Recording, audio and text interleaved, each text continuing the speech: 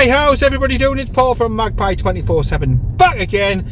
We've had the winter break, that is done, and yes, let's look forward to this evening's big game in the FA Cup. Now look, Maidstone have provided a bit of a shock. They've dumped out Ipswich out of the FA Cup. Now that is a shock, but what would be also a nice shock if Newcastle United actually got some away momentum going and we went on a bit of an FA Cup run. So fingers crossed, a lot of the teams, the more feared teams, if you will, playing each other. Watch the Spurs v Man City game last night. That's a good example. Obviously, a lot of teams here playing each other, and there's no doubt there's going to be a weekend field into the next round of the FA Cup. Now, if Newcastle can get past Fulham fans, they're doing their bit of their protest at the ground, so the atmosphere might be a little bit more subdued tonight. Again, further encouragement for Newcastle United to do something. Then, if we can get into the hat, you just don't know. We haven't had an FA Cup run for like what feels like an absolute eternity. So yeah, it would be great if we could get into the next round, if we could dump Fulham out, get a few goals, put on some entertainment. And what I'm looking for tonight is a nice positive performance, front foot performance. I'm looking for us not to run out of energy, because the thing is, even on this bit of a bad run that we've been on, we've played some decent stuff, but what's happened is we've run out of gas, we've run out of energy in the second half. We've been on the ropes. If it was a boxing match, a lot of the times the referee would have stood in and just said, no, that's enough. So, we've had 2 weeks off now, haven't we? We've had a bit of a winter break. The players have had some time away from the training ground. They've come back. They've had a good week's worth of training. So I'm looking for a positive performance, an energetic performance, a more Newcastle United of last season type performance against Fulham. And I'm looking for us to score a couple of goals, to get an away victory, and to give our season the shot in the arm that it so desperately needs. I know Eddie Howe yesterday in the press conference was talking about the fact that, this isn't a write-off season, blah, blah, blah. Pretty much, if we are dumped out of the FA Cup, you're fighting over the scraps of maybe able to possibly try and get into some sort of European competition, but that's going to be difficult given the other teams that we're up against, and given the fact of our injury list, which still is absolutely and utterly fucking ridiculous. Far too many players are missing at the moment for us, and it just doesn't seem to be getting much better. We get Jacob Murphy back, which is no doubt a huge boost. Who would have thought that maybe a year or two ago? But it is a massive boost to be able to have Jacob Murphy back. I expect him to start probably on the bench tonight, but then you lose Joe Linton for the rest of the season. That could be his last game. In the last round of the FA Cup against Sunderland, somewhere to bow out. I hope it's not. I've put a post up about my feelings on the Joe Linton situation. You can see that on our socials. But yeah, losing Joe Linton for virtually the season. I know they reckon he could come back in May. Well, if we get to the cup final, I'll expect to see you there, Big Joe. Apart from that, I expect to see him, hopefully, fresh contract, signed, sealed, delivered next season, fighting fit alongside the likes of the returning Tonali and so on and so forth. But yeah, you get one back, you lose one, and it's been the story of the season. And it goes back to the fact we didn't recruit enough, I don't think, last summer, and now we don't have the budget to be able to do it. Literally, Eddie said in the presser yesterday, we couldn't sign Calvin Phillips because Manchester City wanted a loan fee. It's top and bottom of it. We weren't going to pay £7 million for 4 months, and we couldn't do it because of the the PSR, the headroom in the budgets weren't there to be able to do the deal. West Ham, they have had wiggle room. They have made significant sales in the past. They can wheel a deal, they can trade, they can bring players in. But I still think £7 million for a loan fee for a player you'll have for 4 months, then there's no obligation or option to be able to turn that into a permanent, is pretty off the chart. It is pretty ridiculous. I think most fans would say that, but they're getting a cracking player at the end of the day. And my big hope in the last week of the transfer window is that Newcastle United do get a little bit of action, because there's no doubt about it, we need players to be able to come in. I know Manquillo's left, no great miss. I've said this before in previous videos. He was just collecting a wage. And not doing anything. I know he's been injured, that's not his fault, and everything, but he hasn't offered anything to the squad. So him going certainly doesn't weaken us. at all. We've got plenty of full-back options. Probably the most well-stocked out of anything that we are is at full-back.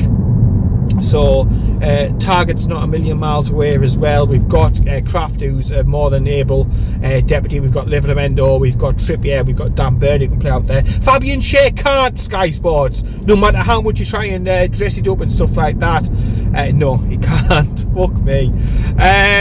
If you haven't seen the clips, again, look at the socials. Oh my word, what's happened to Sky Sports News these days? I just don't fucking know. But yeah, I hope we are active between now and the end of the window. I don't expect us to do much if we are. I think a maximum will be one. Eddie spoke upon the fact that, you know, we may well have to get ready for the realisation that we won't make any signings at all during this transfer window. That's a real possibility. You know, Eddie spoke about that. It's not really what any fan wants to hear. Darren Ingles came out and, you know, spoke very openly and very candidly about the financial fair play and the PSR rules and the effect that they are having on clubs. Hardly anyone, I think it's something like 11 out of the 20 clubs haven't actually done any business so far this January. And if this is not a wake-up call to the Premier League, you know, you want your clubs buying the best players from around the world, and if they are hamstrung due to financial shenanigans and gentleman club type rules, then it needs looking at. And there's obviously a meeting, isn't there, next month about sorting this FFP malarkey out, because it's anti-competitive. It's not allowing owners and clubs to invest and to improve themselves and to bring the best players in, and it risks clubs cashing in on their prized possessions, the sort of pin-up players of the Premier League, if you will. So lots of talk about transfers going out in the press conference yesterday. Eddie batted most of them away, most passionately about Kieran Trippier, saying, look, what, 30 million quid is an insult. You know, it doesn't cover anywhere near what would be the result of him going. His leadership, his assists, everything else he's playing, you know, his skill set that he's got, none of that would be replaced by a mere, you know, 12-13 million pound in today's market. Wasn't so loyal, it wasn't so to stand up against the Miggy speculation and stuff like that. But, you know, he said at the end of the day, I want to try and keep everybody. We haven't got the numbers as it is. He spoke about the fact that, you know, we strikers, we've got two. Why would the club go around offering to sell one? Why would we go pushing and looking to get rid of one when we've only got two in the first place? And, you know, he was just saying what every single other Newcastle United fan was saying. I honestly think I wouldn't be shocked if there was nobody, if there was nothing at all. We've had a little bit of wiggle room. We've given Mankiwa a free transfer. No money's come into the club through that sale, but we'll save his wages. But it doesn't give you much hope, does it? Because nobody's going to want to do Newcastle United any favours whatsoever. And, you know, the cash is there. The ownership have already said we will spend right up to the budget each and every time. We will push as much as we can. But unfortunately, until these rules change, ourselves, like many other clubs, are going to be in this difficult position with transfers and stuff. But it leaves us in a difficult moment, because, you know, we've got all these injuries out. Willick's played a handful of games, maybe 2-3 games in the space of 10-11 months. He's due back hopefully shortly. Elliot Anderson's been out now for a couple of months. Again, it's going to take these players time to get back up to speed. We are missing players left, right and centre. Eddie keeps speaking about the fact that they're not a million miles away, but it seems to be that every week he says they're not a million miles away, and yet they're still not on a team sheet, they're not on the bench, they're not on the comeback trail, they're not out on the pitches.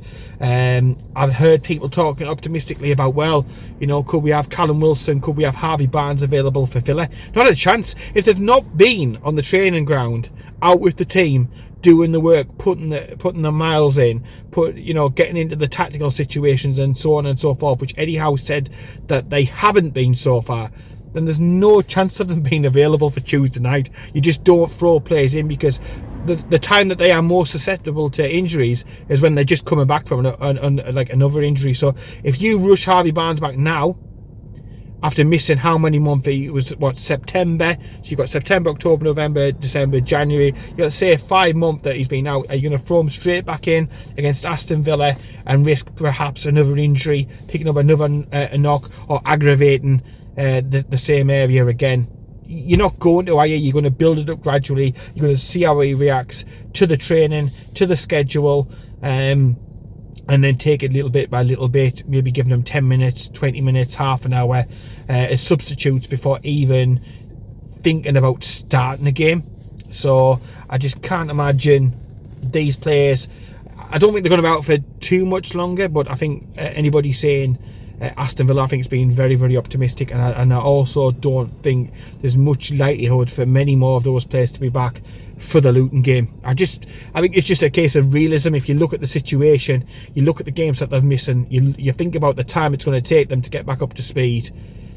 No, I just can't see it. It's going to be at least a couple of more games, probably even after that, before they are back and in the fold. But we are desperate for the reinforcements. I don't think they're going to come externally.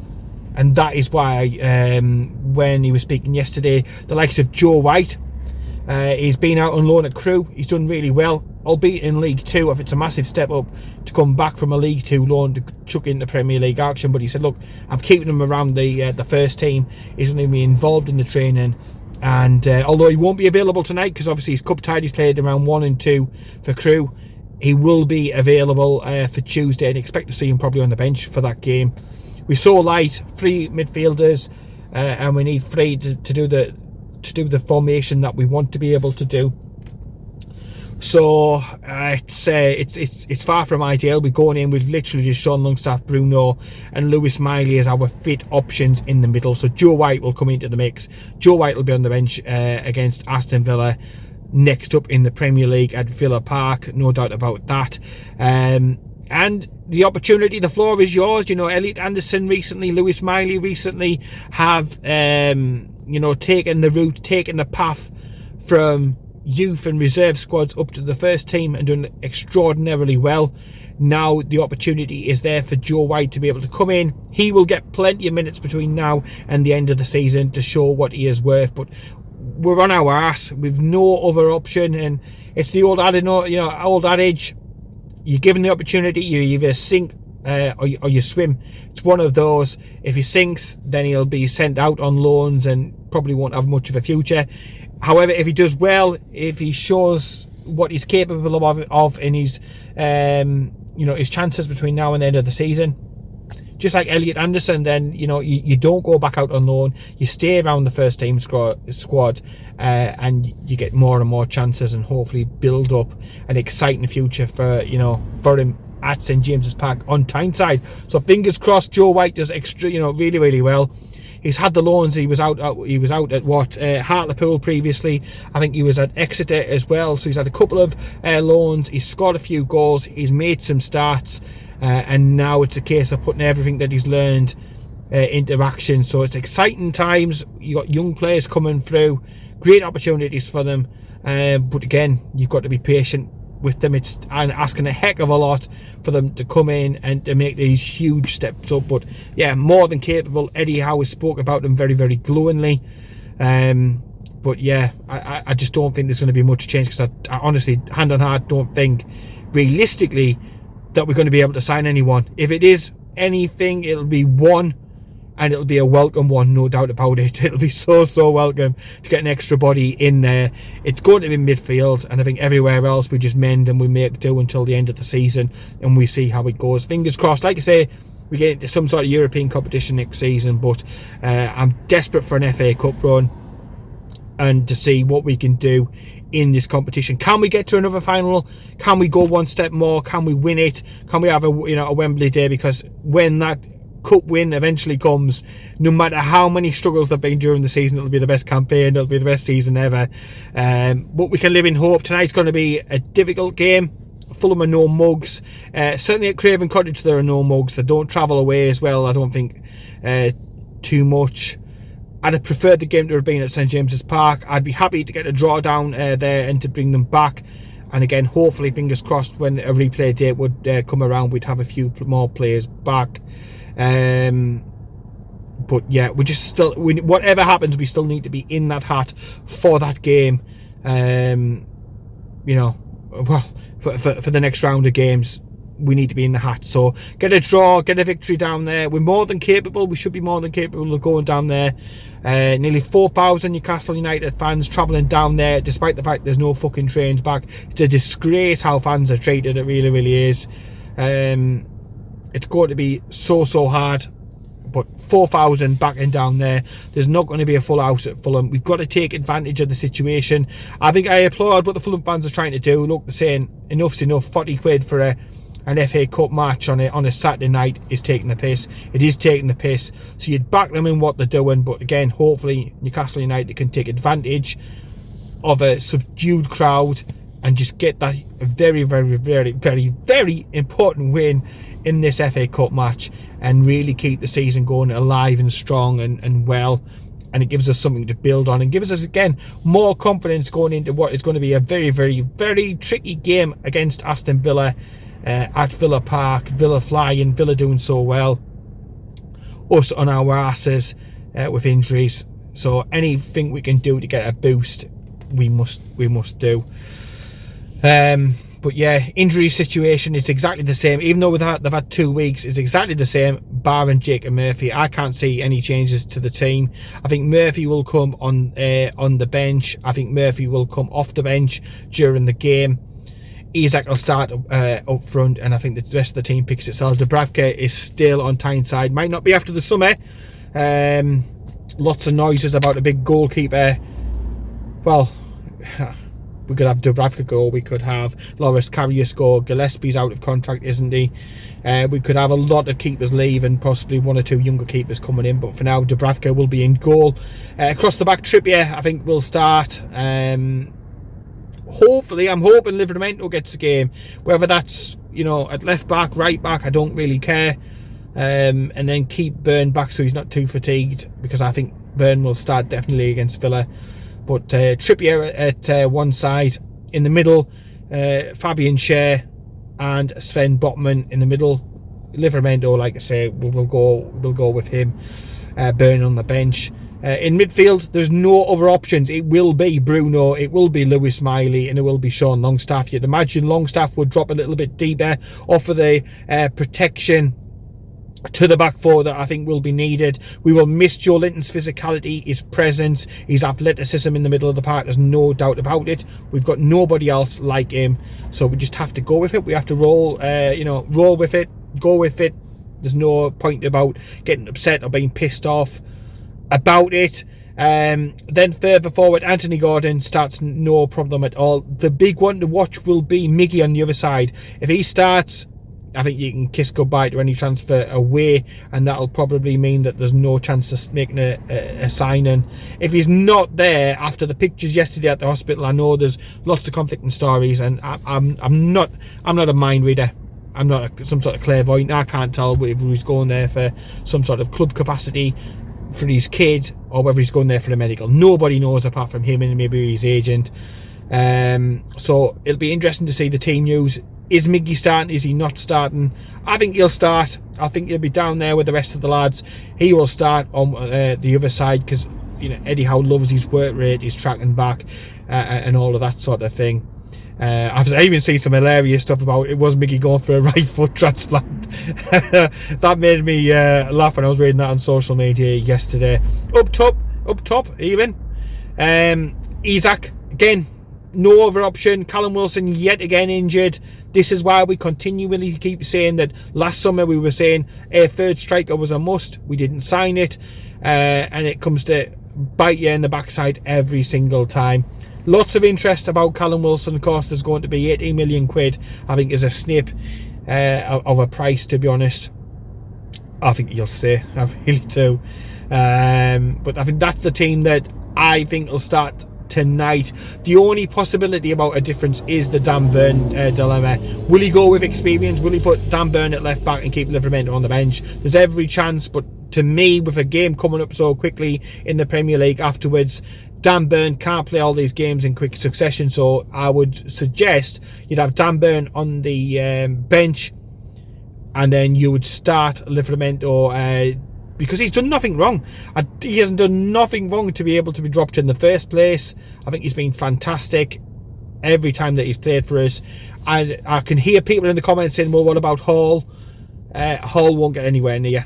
He won't get anywhere near. There's an issue, there's a problem. They're not wanting to play him, whether that's something to do with a transfer clause, whether that's because they don't think he's doing as much as what he could do or he ought to be able to do. I don't know, but I just think Hall will be on the bench again tonight. He might get a few dregs of minutes at the end. He might get no action whatsoever. Honestly, it stumps me all the time because I would have him involved. I think he's a fantastic attacking option down the left hand side, and there's been times recently that Anthony Gordon, as much as I love him, has looked like he's been literally out for the count, exhausted, needs to come off, needs an alternative. And he can offer that attacking option from down on the left hand side. I've no doubt about it. He can even operate in the middle as a central midfielder, because he's done that previously before. I know when we signed him and I was doing a little bit of research on him, I was surprised to have read that he can operate centrally from midfield. But again, I just don't think he'll get the opportunity. There's something that we're not all privy to that's gone off as far as I'm concerned, because with the injuries that we've had, to still get so few minutes, there's got to be something. But yeah, let me know what you think Eddie Howe will go with down below, in the comment section. What do you think the score's going to be? I'm going to go let me heart over my head and say that Newcastle will go down there, get a couple of goals, nice easy night, and maybe a 2 or 3-0 victory into the next round of the FA Cup, and maybe get somebody, well, anybody at home would be fucking nice, just for a change. Would be really, really nice. But maybe against one of the lesser sides, no disrespect.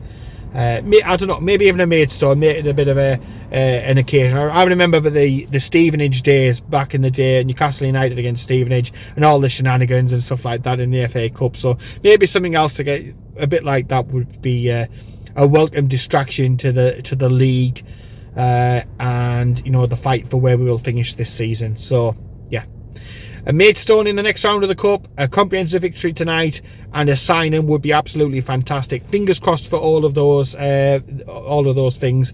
Let me know who you think that we will sign, or will we not sign anybody. Let me know your thoughts on the transfer window. It has been a busy couple of days, despite the fact that the players have been off for a fortnight, so not much really about. That's why there hasn't been a video since the Manchester City crying shame at the end of the game.